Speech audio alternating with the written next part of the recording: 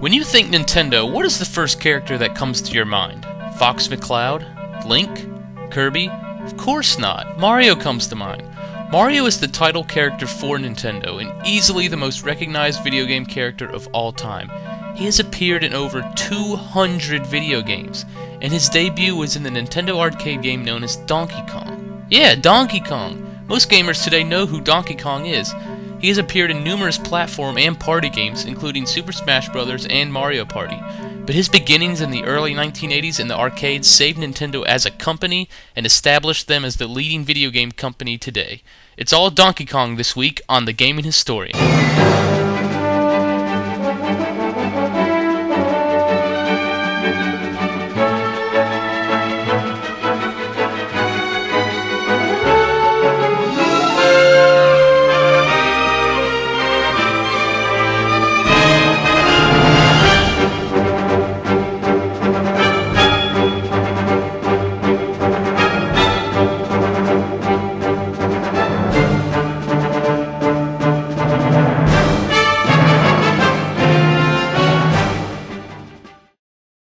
During the late 70s and early 80s, arcade games were a huge market. Space Invaders even caused a coin shortage in Japan.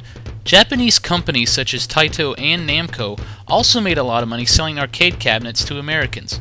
One of these companies was Nintendo. Nintendo was founded September 23, 1889 as a card gaming company. During the age of video games, however, they saw a huge opportunity. Their first game to hit US shores was Radar Scope. It was the second most popular game in Japan, right behind Pac-Man, but a huge disappointment in North America. Out of 3,000 Radar Scope machines, only about 1,000 sold. Hiroshi Yamauchi, president of Nintendo, was baffled as to how to break into the US market. He wanted to make something that would appeal specifically to American audiences. Luckily, he had just hired a young college student who had just received his degree in industrial design. His name was Shigeru Miyamoto. Now, if you don't know who Shigeru Miyamoto is, you need some serious knowledge.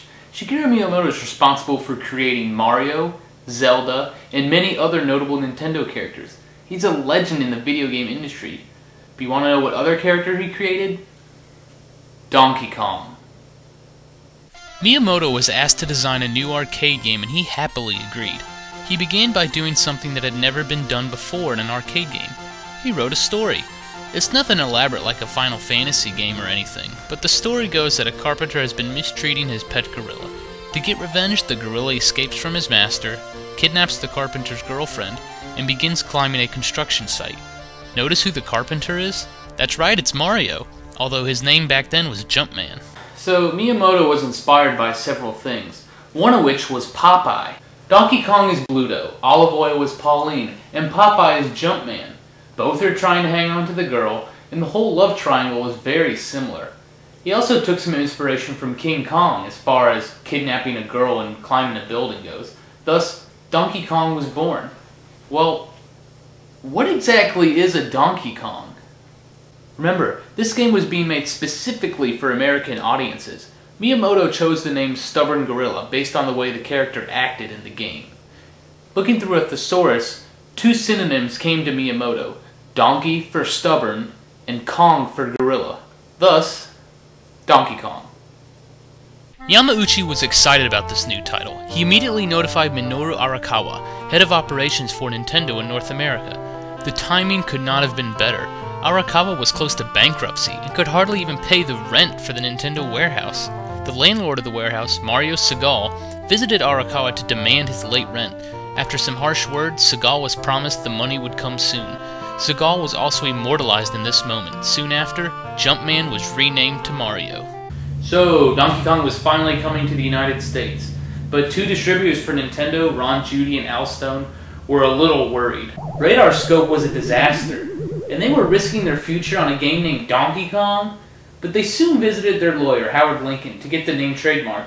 Howard Lincoln's response was one of awkwardness. Pardon me? What was that? Donkey Kong? How do you spell that? What happened next changed everything for Nintendo. Arakawa decided to test their new game. He placed a Donkey Kong machine in two bars in the Seattle area, Goldie's and the Spot Tavern. The machines easily raked in $30 per day, so the managers asked for more machines. The game was a hit.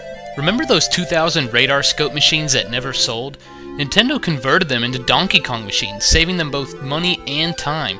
Orders were soon pouring in all over the United States for the new game.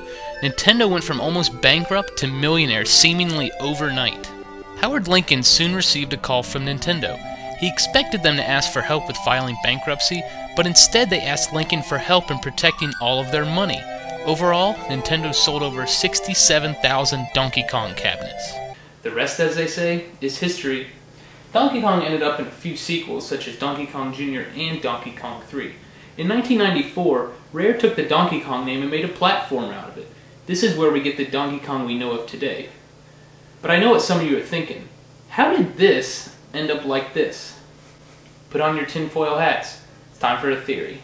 This is the Donkey Kong from the first three games, Donkey Kong, Donkey Kong Jr., and Donkey Kong 3. However, when Donkey Kong for the Game Boy was released, he was given a red necktie. Then, in 1994, Donkey Kong Country for the Super Nintendo came out. Once again, he had a red necktie. However, in the manual for the game, it states that this Donkey Kong is supposed to be the son of the original Donkey Kong, who appears in this game as Cranky Kong.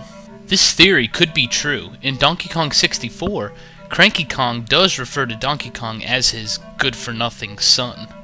A representative from Rare, the makers of the Donkey Kong Country games, stated that the Donkey Kong we know of today is the older version of Donkey Kong Jr. This would have to be true if Cranky Kong is the original Donkey Kong. Interesting theory. Well, let's wrap this up. It's time for a chapter review.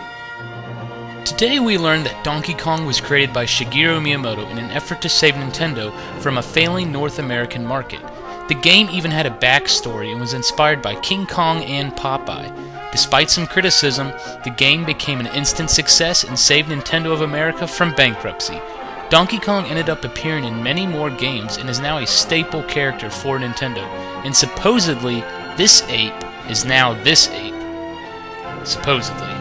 Well, that about wraps it up. Thanks for tuning in to another great week at The Game and the Story.